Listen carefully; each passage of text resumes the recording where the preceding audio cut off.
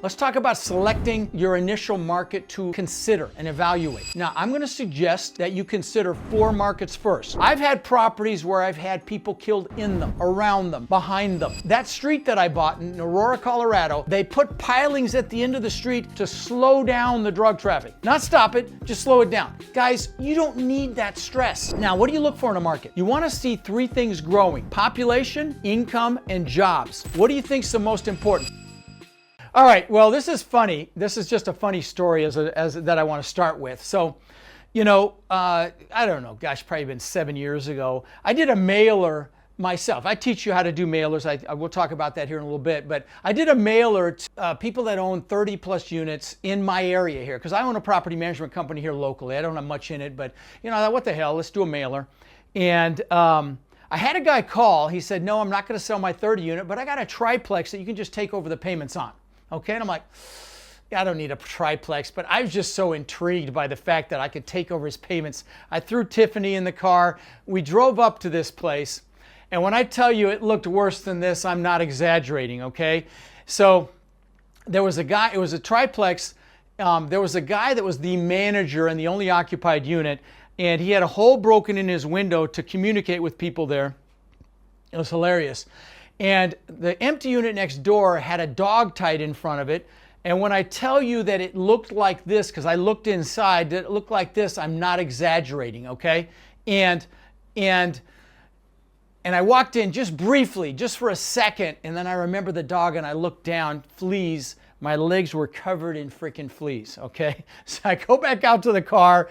I left my new shoes on the side of the road, and I hightailed it out of there. Anyway, that's just a funny story. Yeah, oh, this is what it looked like. I'm not exaggerating. Oh my God, it was horrible. This is a funny picture. This is a MacGyver refrigerator. You got to do what you got to do, right? If you don't have a freezer.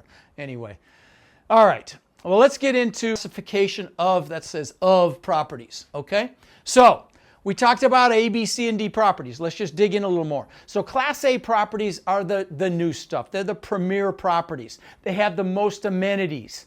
They're the most expensive, obviously, as well. They're typically been built in the last 10 years.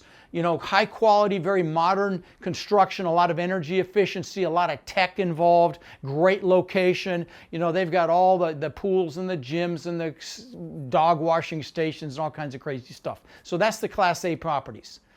There's an example of an urban one, but you've seen them. They're the brand new stuff you see popping up all over the place. Then there's Class B.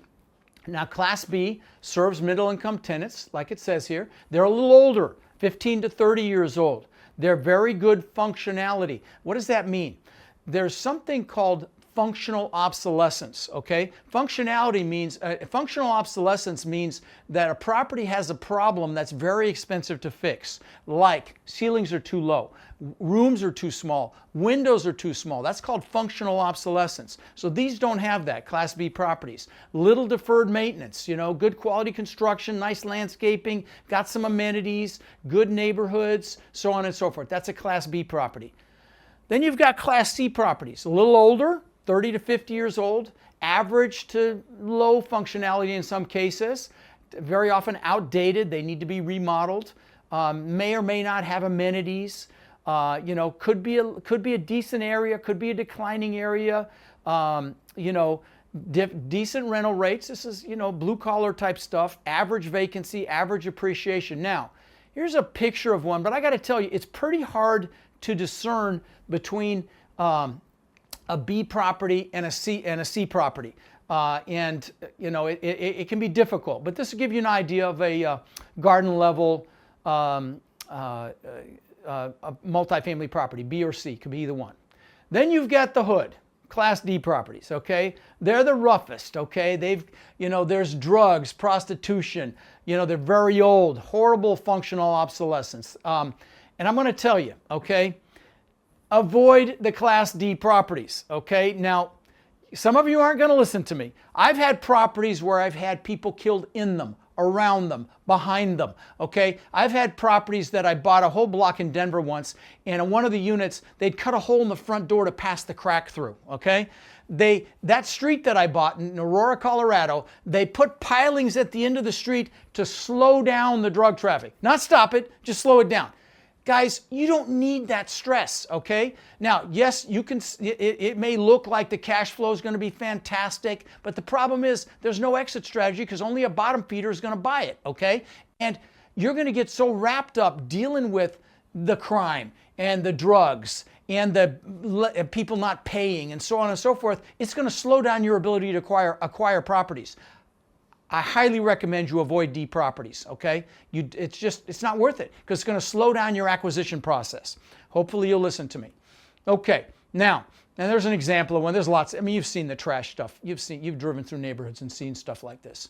Okay, now here's what I like to do. I like to find a C property, but it's in a B area, okay? I like to find B properties in an A area, okay? Now, how do you determine the best areas? You can look at the retailers around. You know, if you see big national retailers, Starbucks, Lowe's, Home Depot, big retailers, they do their demographical research, okay? And so that'll tell you what an area is like. And you can go on spotcrime.com to see where the crime is. If you want to see something interesting, go on Spot Crime and put in your home address. You're going to be blown away by how much crime's in your backyard. Okay, to blow you away. And then you put in an area you want to buy in, and you'll see the difference. You'll start to get an understanding. Okay. Now let's talk about selecting your initial market to consider and evaluate. Okay. Now I'm going to suggest that you consider 4 markets first. Now the first is obviously your backyard, okay? Now I consider your backyard a 2-hour drive in any direction. I live in Sarasota, Florida. I can get to Orlando in 2 hours. I can get to Naples in 2 hours. I can get up to Ocala in 2 hours. And so, and here, why is that important? Because I could buy a property and handle it with day travel, okay? I could go there in the morning, do my stuff, be back in time for dinner. So that's your backyard. The second option would be a place you know well. You know, maybe where you grew up. For me, that's Denver. I can still name every street across the whole town. They're alphabetical, and I own houses on most of them. So, you know, that would be option 2. You went to school there, you grew up there, that would be your second option for sure. The third place would be a place you've got friends or family, boots on the ground. They know what's going on. They know businesses that are moving in, moving out. They've got their ear to the ground. They know what's happening there. That would be option 3 for sure. Option 4 would be a place you enjoy visiting and might even want to retire. Now, don't go all the way across the country to pick your market. That's silly. Full day travel each way is insane. There's plenty of low-hanging fruit. It does not matter where you live, okay? So that's what, and then one of the questions was, you know, somebody wanted to ask a panelist, what are the markets you like? I'll tell you the markets I'm in that I love, but they're great markets all over. Texas is a big one that I love. Ohio, Georgia, Florida, of course, the insurance crazy here, but Florida, North Carolina, South Carolina, those are markets I've got assets in. But again, I want you to pick one market and become an expert in it. That's the best way to do this business. Okay. Now, what do you look for in a market? You want to see 3 things growing: population, income, and jobs. What do you think is the most important? Put in the chat which one of these you think is the most important when you're looking at a market, okay? Put in the chat what you think is the most important. Income? Nope. Jobs. That's right. Great job. Jobs. It's all about jobs, okay? And, you know, some of you, maybe you know, I'm pretty staunch conservative, but that's not why I say this. I don't invest in blue states. Why? Because they're overregulated, okay? They're landlord averse. They have rent controls. It sometimes takes upwards of a year to get somebody out. They're overtaxed, okay? And they're mostly broke. So again, if you live in New York or California or somewhere like that, you may not want to invest there. I'm not saying don't. I have warriors that make a lot of money in those states, but it's a different animal, okay? Me, I like states where they want my business, okay? And that's not a political thing, but it's a cost of doing business thing. So, you know, you have to decide that for yourself. But, okay. Anyway, so what do you look for in a market? I don't want any one-horse towns. What do I mean by that?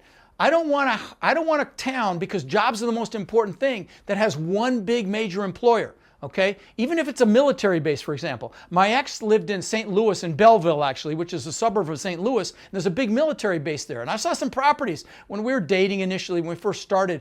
And I saw some like, man, these look pretty good. But then I discovered the main employer is the base. And so if it's a one-horse town, even if it's a military base, and that horse gets sick or that horse leaves town, you're screwed. It's a technical term, okay? So No one-horse towns. You also don't want a town that has a low median income. I could probably raise that to 100 at this point, but you don't want a low median home price. I'm sorry, not income, median home price. You don't want a low median home price. Why? Because people can buy instead of rent, right? You want multiple large employers and employment industries. Now, I'm going to show you a sample deal package tomorrow, late in the day, but it's a deal that we presented, and you're going to see things that are really going to help you. Okay, so you definitely want to stay for that. And I'm going to give it to you as well. It'll be in your resources if you stay with me tomorrow. You'll get that sample deal package. So if you meet somebody and you're uncomfortable asking for money, you can just say, hey, this is the kind of stuff we look for. Hey, take a look at this. This is the kind of stuff we look for. If we find something like this, let me know if you'd be interested in looking at it.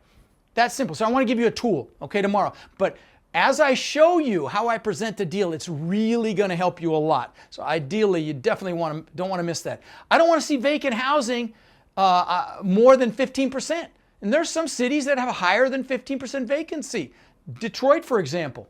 Okay, so these are just some bare metrics. Also, I'd ideally like to see 100,000 population. I'm not hell-bent on that one, but you got to have enough jobs there and enough population so that, it's not a sketchy deal for you. I mean, I'd go less than that, but, these are some metrics. I want to definitely see an airport or a major, with a major carrier in that city, okay? Definitely.